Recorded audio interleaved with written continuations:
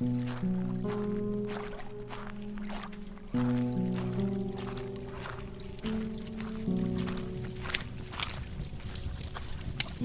travelers, to my realm of nightmares. Allow me to be your personal assistant. Come in, take a seat, get comfortable. For when you step into my realm, there's no stepping out.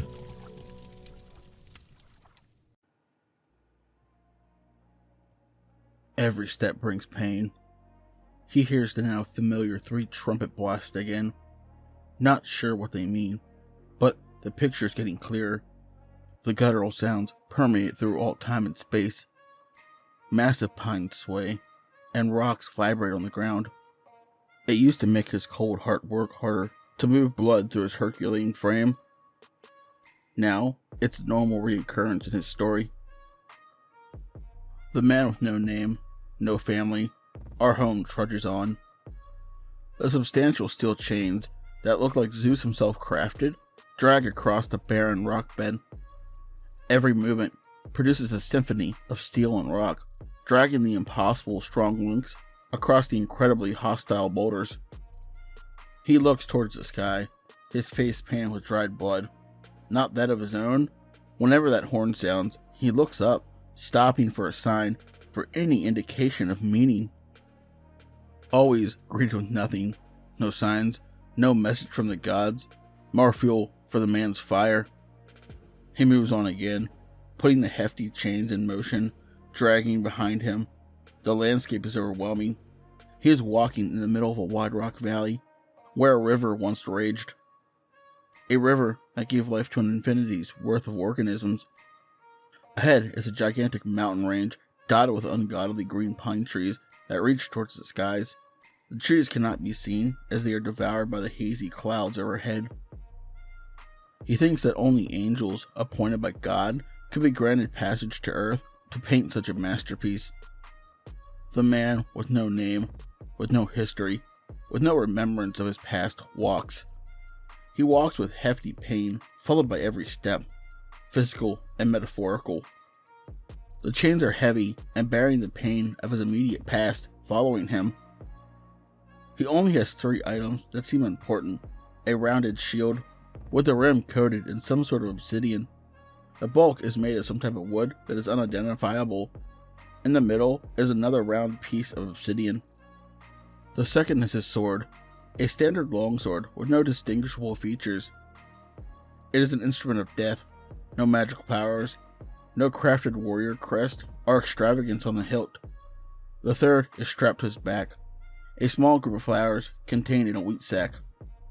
He's no gardener, but these are roses, tulips, carnations, and lilies at the very least. They have not seemed to wilt through his journey, which has been much more than a fortnight. No water or sunlight except the occasional opening of the pouch to see if they are still alive. He can barely take care of himself. He won't waste a drop of water on these flowers. The man knows these must be special, even though he doesn't remember who he received them from, or when he received them. He knows they must serve some purpose. Night is coming. One day before. Is he ready? Lord Lessop asked. Oh, I think you'll find him more than ready, sir. He's a strong one, but looks like he's ready to speak. One of the Lord's enforcers says.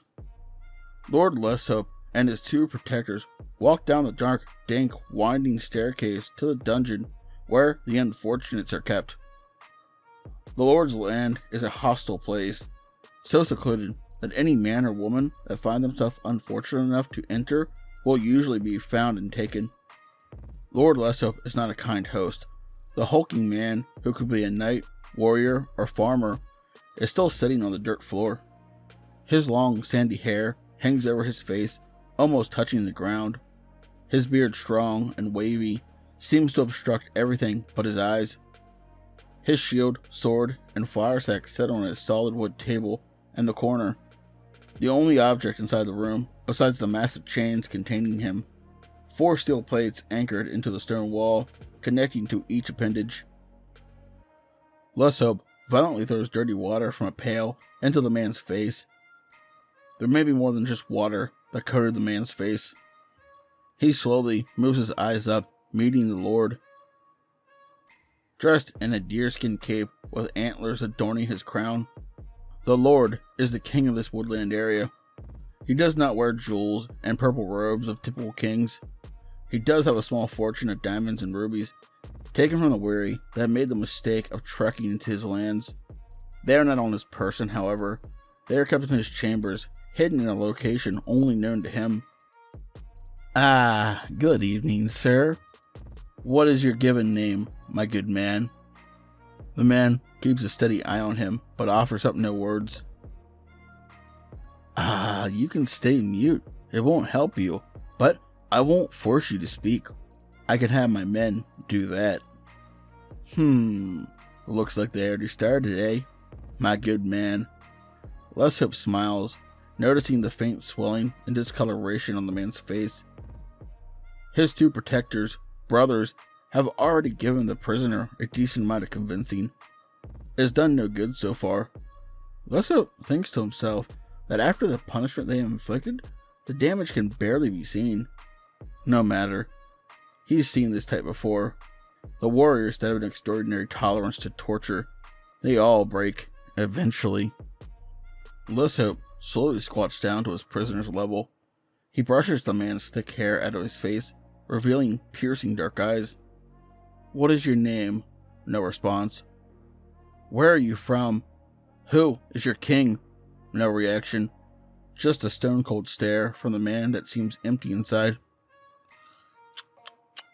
Okay then, my friend.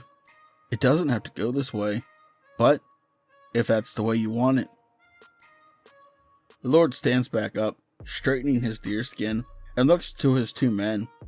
A slight nod to the larger brother Aaron lets him know that he can finish it. Aaron's brother Farron starts to make his way towards the prisoner. No, you come with me. Let Aaron in this. You can clean up after. Farron reluctantly looks at his lord, gives a small half smile. Farron opens the heavy armored door, allowing his lord to exit with him in tow. After the door shuts and secures, Aaron turns to face the man sitting on the ground. Just you and me again, stranger. He would have helped you, you know. The stubborn always pay the hardest. We just want to know how you got here, and who sent you. No one comes here by accident. The Lord is very protective of his small kingdom. The man, restricted by the ungodly weight of his steel restraints, maintains his gaze on Aaron. Still nothing, Aaron smirks. Did not have to go like this, as my liege said, but if this is what you want. Aaron walks towards the table, holding the only possessions found on the unknown traveler. He guides his fingertips gingerly over the smooth, dark obsidian circumference of the shield. It seemed impossibly large, even for a man the size of the one slumped on the ground not 5 feet away from him. He handles the longsword, admiring the clean edges. He shyly looks at the stranger, looking for any type of response. Nothing was returned. Of course, Aaron lets out a snort, placing the sword back down on the table. Interest piqued, he now moves to the small sack. They threw the man's possessions on the table, but did not bother to open the bag. As Aaron started to unravel the twisted knot that secured the bag, he was interrupted. Don't! Aaron spun around, gleefully. I'm sorry. Did you just say something, big man? Aaron got right into the man's face, peering into the dark eyes that seemed to hold the entire universe. The man's eyes, unblinking, focused back on Aaron. Okay then. Back to where we started. Aaron slapped the man with everything he had. His head barely moved. Nothing? You still have nothing? Aaron, now getting visibly upset for the first time, connected the underside of his boot directly into the man's nose and mouth. A sickening crunch could be heard. That was a good one, Aaron said with joy in his voice. The man sat, never losing eye contact with him. A thin, slow stream of blood started to leak from the prisoner's nose. "Ah, so you are human after all. I must admit, sir, I couldn't be too sure. What with all the evil creatures out in these parts? Another reason the Lord does not like outsiders." Arn grabbed him by the top of his head, accumulating a generous clump of hair. He pulled his head back to get a direct look at his face, blood and all. Smiling, he throws the man's head back. "Pathetic," he says. Arn makes his way back to the table. Prisoner number, whatever it may be, makes a small movement as he watches Arn eye the flowers again. Arn palms at the satchel. One brown rope begins to loosen. He stares at the man as the loosening begins. "You don't want this open, do you?" he says. You don't want to live, do you? Arn, shocked, not quite sure how to react, lets out a laugh. So hearty, it may have rocked the dungeon. After he caught his breath, he moved towards the prisoner. "Whoa, that was the best laugh I've had since the last full moon. You choose your next words wisely, don't you?" Before Arn could properly finish the last sentence he would ever speak, the man's right hand had wrapped his restraint as tightly as possible. With all his might, he broke the plate from the wall, lunging his hand forward, with the chain brutally smashed into Arn's face, creating a symphony of pain, blood, and panicked breathing. Arn was now on the ground, attempting to recover from the blow he could never have seen coming. The man gathers his strength with his now free hand. He allows his pain to rip his other hand free. The chains attached to his ankles came free with ease. Standing now, the hulking man stares at his restraints. They are still connected to his wrists and ankles, but the anchor points are not holding him hostage. He looks at the man that was to be his potential Grim Reaper. Arn was holding his face with both hands. No confident words were coming out now. He probably couldn't speak if he wanted to. The chain striking his face made sure of that. His eyes were doing the communication now. The man grabbed the obsidian shield, strapping it to his back. He pulled the longsword off the table, sheathing it on his left side. Finally, he grabbed the flowers. He checked to make sure they were still intact. They were. Tying them to his belt, he looked at the now barren table. With one motion, he ripped one of the legs clean off, causing the table to fall to the ground. Defeated, no longer able to stand on only 3 points of contact. Arn's eyes were open wide. The man raised a broken table leg above his head, pointing the jagged, destroyed part down at him. Arn could still not make out any intelligible words. All he could muster is, "No, please don't." The formerly abused traveler stuck the splinter leg through the Lord Enforcer's mouth, ending any and all movements. His wide eyes slowly lost all life. I will never yield, he says. He takes in his surroundings. How to get out of this prison now, he thinks. Trudging towards the door, he bangs 2 times. Knowing this is how the brothers were granted ingress and egress, moments later, the now brotherless Farron enters.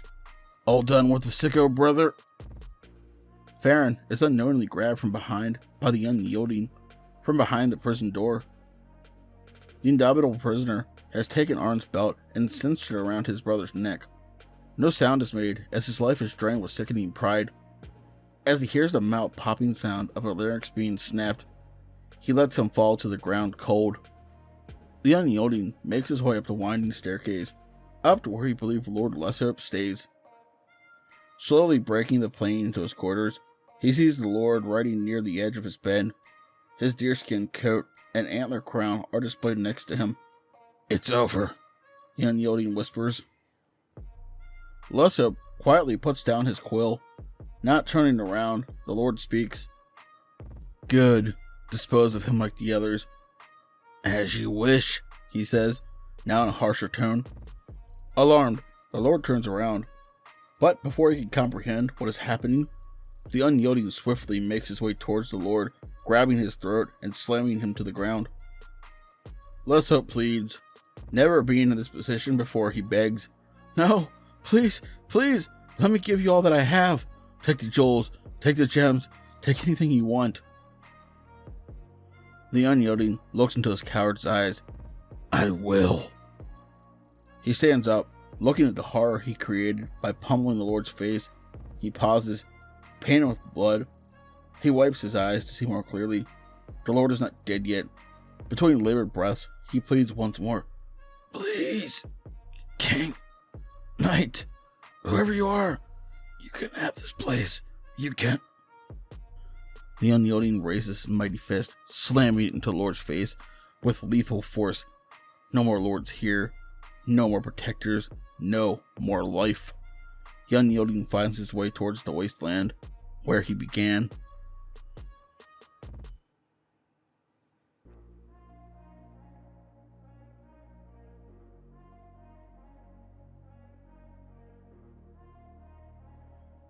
Tonight's story was The Unyielding by Blake Blizzard. If you enjoyed this story, chances are you'll enjoy more of his content. The links to all his social medias will be in the description below. Please check him out and let him know PA sent you. Hey, did you have merch? Well, I do. And if you like to walk around gaming the travelers, the links to my merch store as well as all of my other social medias will be in the description below. As always, I'd like to say a special thank you to all my lovely Patreons. 242 reads. Rando Calrissian. Seraphine, the Midnight Bard. Hair-raising narratives. Spooky Boo, scary story time. Lichen Trucker. Awkward Alien Kayla. And Pimp Demon. If you'd like to join these lovely travelers but light on my fire, you can do so by becoming a Patreon as well. Just remember the support is always appreciated, but it's never expected. Please don't forget to like, comment, share, subscribe, and ding that bell for all future content if you're new, as it really helps push this video out into the algorithm and helps the channel grow. But as always, Once you step into my realm, there's no stepping out.